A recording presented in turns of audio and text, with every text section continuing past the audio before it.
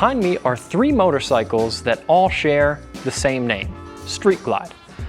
So you would think they're probably all very similar.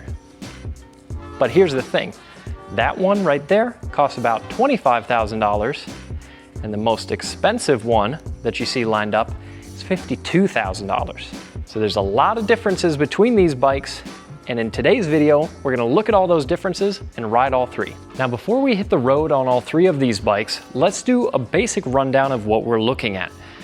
If you've seen before a Street Glide and a Road Glide, you'll know that they're largely very similar, but they have different front fairings, and they've got some different ergonomics. But if you see a bike with this batwing style front fairing, is what they call it, then you'll be looking at a Street Glide. So that's what all 3 of these machines are fundamentally. We've got the standard Street Glide. This is the base entry-level version of the bike. If you want to lean toward the sporty end of the spectrum, then you could step into this CVO Street Glide ST. And if you want to go way toward the luxury end of the spectrum, then this is a CVO Street Glide Limited. But let's look at some of the real differences between these machines. Now, before we dive into the Street Glide lineup, if you want the chance to own a very affordable and very fun mini bike while simultaneously supporting an awesome cause, then you have to check out the auction we're doing for our Honda Dax 125 that's kitted out with knobby tires, still has very few miles, and the coolest thing is that the auction of this bike is going to support the Motorcycle Relief Project, which is an awesome organization based here in Colorado that gets veterans and folks with PTSD out on motorcycles as a form of therapy. And this entire series is thanks to our buddy Scott and the team over at Rider Justice that really does everything they can to support the motorcycle community, and that's why we continue to work with them year after year. So if you ever need legal representation, then Scott and the folks at Rider Justice are the people to work with. And you can check them out and the auction for this motorcycle to support the Motorcycle Relief Project in the link below. Powering the standard Street Glide is a Milwaukee 8 117 with 105 horsepower and 130 pound-feet of torque. If I kick the ignition on with this bike, you'll notice we have this large high-definition 12.3-inch screen running Harley-Davidson's Skyline OS.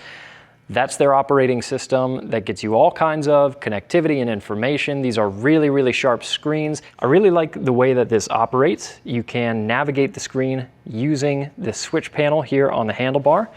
So it's all pretty easy and pretty intuitive to use. There is also some storage here underneath the screen where you can stash and charge your phone. And this bike has built-in speakers integrated into this front fairing. Now, I've tested these speakers out at length and they get loud enough for you to hear them even on the highway, but not much louder than that. For storage, the Street Glide has color-matched saddlebags with a little lever on the side that you use to unlock them. They give you a good amount of space and they do look really nice, but if you want to lock and unlock them, you'll have to do it manually using that keyhole and this extra key that is attached to the bottom of this proximity key fob. Of course, the standard Street Glide does get you a very basic passenger seat and passenger pegs. One of my favorite things on the newer Street Glides is the integrated lighting here in this fairing. The headlight, which is all LED, and these turn signals look really sharp. And when you turn off the hazards, those lights turn into running lights. The front suspension on this standard Street Glide is just a conventional fork with a cover over the top of the fork. So it's not anything fancy, it's not an inverted fork, and you have dual disc brakes that are Harley-Davidson branded. Riding the standard Street Glide, ultimately, this is a very comfortable, well-equipped motorcycle, as it should be for $25,000. And any version of this bike that you get that goes way above and beyond what this one does is gonna get you some more things, but this is always gonna be 90% of what any other version of the Street Glide is. The thing that I usually tell people about these motorcycles from Harley-Davidson is that there's a reason the Harley-Davidson name is associated with this kind of bike.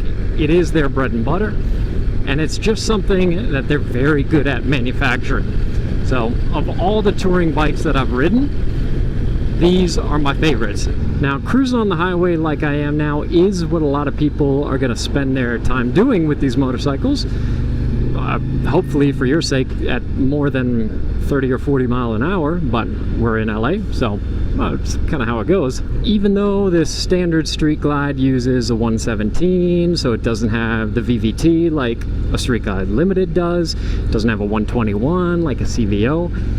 In a lot of ways, this bike feels stripped down in a way that's kind of refreshing. In a sense, there's not quite as much going on. The paint is not as crazy, it's not as over the top. So it just feels like a more honest touring machine. As I mentioned, the standard Street Glide starts at $25,000, although if you want this Teal Thunder two-tone paint scheme, which I'm personally a fan of, it's an extra $1,800. And of course, if you want a bike that feels more special, more unique, there's tons that you could do in the aftermarket. There's even a ton you can do with Harley-Davidson's own parts catalog that allows you to add all kinds of features. If you want extra speakers, if you want a different exhaust, performance upgrades, there's a lot available. If you want something special from the factory that is turnkey, you could opt for the CVO Street Glide ST. But if you do opt for this bike, it's gonna cost about $45,000. So what do you get for that money? Because at a glance, you don't have any additional speakers, you don't have any additional wind protection, you don't have really any additional technology or anything crazy like that. These are still very similar saddlebags. They're still manually locking, so there's nothing particularly special about that. And actually, it's even deleted the passenger seat. So there's no passenger pegs. This is a one-person bike as you see it. Thankfully, there are plenty of things added to this motorcycle to justify more of that price. This, instead of a Milwaukee 8 117, is a 121 high output. That means 127 horsepower and 145 pound-feet of torque. From the tail section of the standard Street Glide to the tail section of the CVO Street Glide ST, you notice, of course, like we were looking at earlier, these shocks that give you all kinds of adjustability and remote reservoirs. This bike also gets a stock titanium exhaust with forged carbon fiber on the tips. And there's a lot more forged carbon fiber here behind the seat, here on the console, on top of the tank, and notably on the front fender as well. It's a little hard to pick up on camera, but this being a CVO, of course, they've also gone over the top on details and styling. So this paint, though it's mostly gray, does have a very noticeable, especially in person, red undertone to it, which is really cool, especially with the red windshield that matches. This version of the Street Glide also gets these massive inverted forks. So this is a more sophisticated front suspension. And of course, these big floating Brembo brakes. Though it's tucked way behind the saddlebags, I do see that the rear brake is Harley-Davidson branded. From the standard Street Glide to this CVO Street Glide ST, you'll also notice different wheels. And with the way this bike is configured, you actually end up with about 1.1 inches taller of a seat height. So this is 27.5, whereas the standard Street Glide is a little lower at 26.4. Now, despite all of the carbon fiber on this version of the bike, the standard Street Glide is actually about 5 pounds lighter. That's 811 pounds. This is 816. All right, first ride on the CVO Street Glide ST, which I'm excited about because I'm pretty sure that this is going to be my favorite Harley in the whole lineup, you know, price excluded, because I loved the CVO Road Glide ST. I got to go to the launch event of that bike, actually ride it on the track, which was a lot of fun. These are just such neat machines, though. We're on some pretty straight roads and stretches of highway here in California, but I've ridden the CVO Road Glide ST, again, on a track and on windy roads, and these are just the funnest handling touring bikes I've ever been on. Full stop. It's a super neat bike, even on a twisty road. And this Street Glide version of it takes that exact same formula, but puts it to a Street Glide fairing, which I realize the race bike is based on a Road Glide for King of the Baggers, but I always liked the Street Glide fairing better. Since this is a more performance-oriented version of the Street Glide, you may wonder if it's kind of miserable on the highway, and it's absolutely not. And it's still got the same long legs on the highway. It's still plenty nice. It doesn't have a super tall windscreen, but you get some pretty decent wind protection. Still have your stereo. It's still a very comfortable bike, and the suspension doesn't beat you up. It's not crazy. And finally, we have the CVO Street Glide Limited. And this is what people typically think of when they think of CVO, because for a long time, CVO has just been synonymous with luxury. And that is essentially what this version of the Street Glide is. Now, if you want a Street Glide that gets you the added wind protection, added storage of this top case, and the extra comfort for your passenger, you can find essentially those same features in a standard Street Glide Limited. So the non-CVO version of this motorcycle, that still gets you most of that for about $33,000. What the standard Street Glide Limited won't get you is this 121 Milwaukee 8. In this form, it makes 115 horsepower and 139 pound-feet of torque. So not as much as the CVO Street Glide ST. The CVO Street Glide Limited is over 100 pounds heavier than a standard Street Glide. It's even about 26 pounds heavier than the typical Street Glide Limited that has the same bags and overall tour pack, because this bike tips the scales at 919 pounds. The CVO not only has a backrest for your passenger, but for the main rider as well, separate heated seats for both people sitting on this bike, and up front, inverted forks and Brembo branded brakes. Rear seat passengers have their own floorboards. There's floorboards for the rider, as well as these additional pegs to kick your feet up. And of course, the main draw traditionally with any CVO is going to be fit and finish. This color scheme and paint job is pretty spectacular. There's a lot going on here. It's very detailed. You get some really neat textures and finishes all throughout the bike. Tons of orange highlights here on the engine itself that highlights that you are getting this bigger, more powerful 121 instead of a standard 117. The seats themselves have piping, stitching, and even CVO that is stitched into both of the seats. It's hard to overstate just how nice the finishes on this bike are, but you also get some additional speakers. We've got speakers built into the front fairings here, just like those other two Street Glides come with, but you also have speakers here, down by your legs, and speakers right here where your passenger's backrest sits. These side cases, of course, they afford you the same amount of space that you saw on the other bikes, but because you have this Grand Tour pack, there you can see some of your additional storage. Once you've packed everything up, you simply hit lock and no one can get into your stuff. Let's take the CVO Street Glide Limited for a ride. It takes no time at all to feel the extra weight of this bike. It is a sizable machine, so you want to be pretty confident in your low-speed maneuvering and your ability to keep this bike upright, because it's a lot of machine. It's hefty and it's expensive. Whew. Yeah, and it always takes me a moment just to get used to it. Finding the bite point, there we go.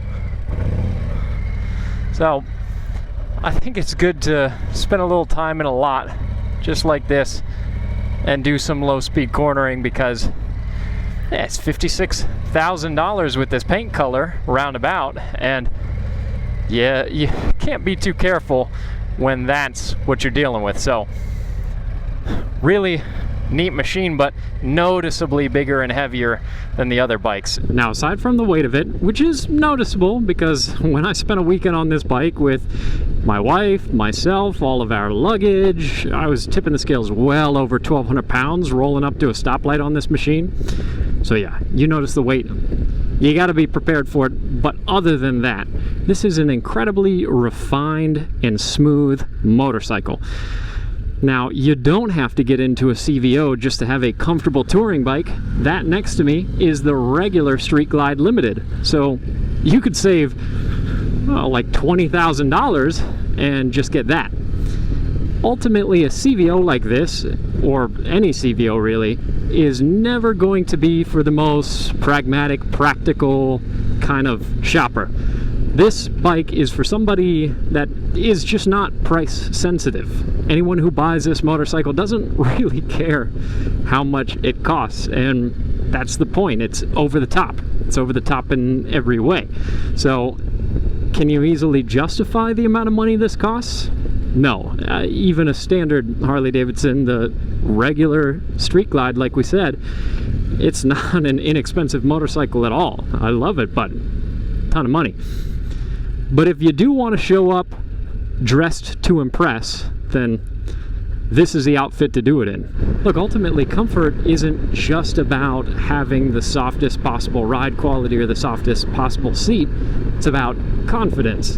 And this bike feels rock solid even when you're on a twisty road with it, which makes you more comfortable riding it. Because a lot of older bikes were even squishier than these, and they're a little off-putting because of that when you try and lean them. While the fairings on these motorcycles are also mostly the same, there's a few differences in the windshields. Of course, this Limited has a slightly taller windshield than the other two, and this ST model has mirrors that are a little more old school and mount up high, whereas the other two bikes have these mirrors that are integrated into the side of the fairing. Both of these CVO models also have these illuminated hand controls like what you see on both of these bikes, and that's nice. It's pretty cool, looks really sharp, whereas the standard model does not. This CVO Street Glide Limited also has a different taillight setup than what you'll find on the other two. Now, there are a lot of other special editions and versions of the Street Glide that are out there, but I picked these three models because this represents each extreme end of the spectrum. You have the very basic Street Glide that you start with, you have the sportiest version of the Street Glide, and then you've got the most luxurious model that you can buy. Now, as per usual, I've said a lot of nice things about these three bikes because I think all three of them are really nice bikes. That's why they've got the price tags that they do, and they're genuinely just machines that I really enjoy. The big downside is, of course, that they're all three very expensive, even the standard Street Glide. And it's worth mentioning that I'm not paid by Harley-Davidson. They don't give me any money, so I can say whatever I want about these machines, but I am kind of a Street Glide guy. There are a lot of differences between these three motorcycles. You get way more features if you opt for the most luxurious version of the bike. You get some much nicer equipment and carbon fiber and all kinds of cool performance features on that bike that does make it more fun to ride than the standard Street Glide, in my opinion. But does that make it worth 20 grand extra to buy that bike, or more than 2x the price to buy that bike? For me, probably not. But if somehow I won the lottery, I would get a CVO Street Glide ST, because that bike is more fun, and if money was no object, then I would do it. I spent a lot of time with that CVO Street Glide Limited, and it's a really nice bike, but I don't think I'm quite at that stage of my life yet. So one of these two would be my pick, but let me know in the comments below which one would be your favorite. That's all for this video, and we'll see you next time.